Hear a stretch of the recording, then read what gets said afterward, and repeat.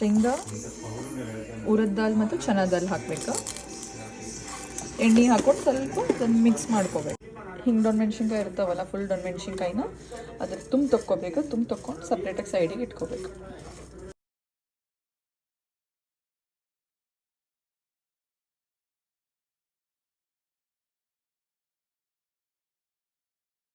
ಆಮೇಲೆ ಜೀರಾ ಮತ್ತು ಸ್ವಲ್ಪ ವೈಟ್ ಎಳ್ಳು ಇರ್ತೈತಲ್ಲ ಅದನ್ನು ಹಾಕ್ಕೊಂಡು ಮತ್ತು ಫ್ರೆಶ್ಶಾಗಿ ಕರಿಬೇವು ಹಾಕ್ಕೋಬೇಕು. ಮತ್ತು ಕರಿಬೇವು ಹಾಕೊಂಡ್ಮೇಲೆ ರೆಡ್ ಚಿಲ್ಲೀಸ್ ಹಾಕ್ಕೊಂಡೇವಿ. ನೀಟಾಗಿ ರೆಡ್ ಚಿಲ್ಲೀಸ್ನು ಫ್ರೈ ಮಾಡ್ಕೋಬೇಕು. ರೆಡ್ ಚಿಲ್ಲಿ ಇಲ್ಲಾಂದ್ರೆ ಗ್ರೀನ್ ಚಿಲ್ಲಿ ಹಾಕ್ಕೊಂಡ್ರು ಫ್ಲೇವರ್ ಚೆನ್ನಾಗೇ ಬರ್ತೈತಿ. ಚೆನ್ನಾಗಿ ಬೆಳ್ಳುಳ್ಳಿ ಹಾಕ್ಕೊಳ್ರಿ. ಬೆಳ್ಳುಳ್ಳಿ ಹಾಕ್ಕೊಂಡ್ಮೇಲೆ ಕೊಬ್ಬರಿ ಇರ್ತೈತಲ್ಲ, ಕೊಬ್ಬರಿನ ಹಾಕ್ಬಿಡೋದು. ನಾನು ಹಿಂಗೆ ಬಾಲ್ ಮಾಡಿ ಇಟ್ಕೊಂಡೇವಿ ನಾವು, ಅದನ್ನು ಹಾಕಾಕತ್ತೀನಿ. ಕೊಬ್ಬರಿ ಹಾಕ್ಕೋದು. ಆಮೇಲೆ ಅದನ್ನೆಲ್ಲ ಚೆನ್ನಾಗಿ ಫ್ಲೇಮ್ ಇಟ್ಕೊಂಡು ಮಿಕ್ಸ್ ಮಾಡ್ಕೋಬೇಕು. ನೀಟಾಗಿ ಮಿಕ್ಸ್ ಆತಂದ್ರೆ ಮಸ್ತ್ ಫ್ಲೇವರ್ ಬರ್ತೈತೆ ಅದ್ರೊಳಗೆ. ಸೊ ಈಗ ಆನಿಯನ್ ಹಾಕ್ಕೊಂಡೇವಿ. ಆನಿಯನ್ ಹಾಕ್ಕೊಂಡ್ಮೇಲೆ ಸ್ವಲ್ಪ ಅರಶಿನ, ಉಪ್ಪು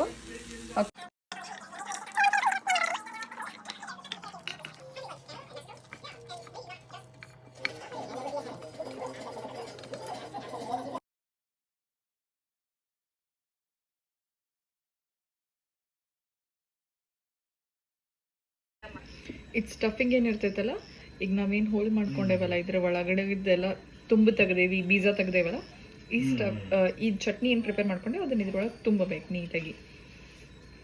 ಜಾಸ್ತಿ ಓವರಾಗಿ ತುಂಬಕ್ಕೆ ಹೋಗ್ಬೇಡಿ, ಪ್ರೆಸ್ ಮಾಡಿ ಅದು ಎಷ್ಟು ಹಿಡಿಸ್ತೈತೋ ಅಷ್ಟು ತುಂಬಿ ಒಂದು ಸ್ವಲ್ಪ ಜಾಗ ಬಿಡ್ರಿ, ನೀಟಾಗಿ ಕುಕ್ ಆಗುವಾಗ. ಇಲ್ಲ ನೋಡ್ರಿ ಹಿಂಗೆ.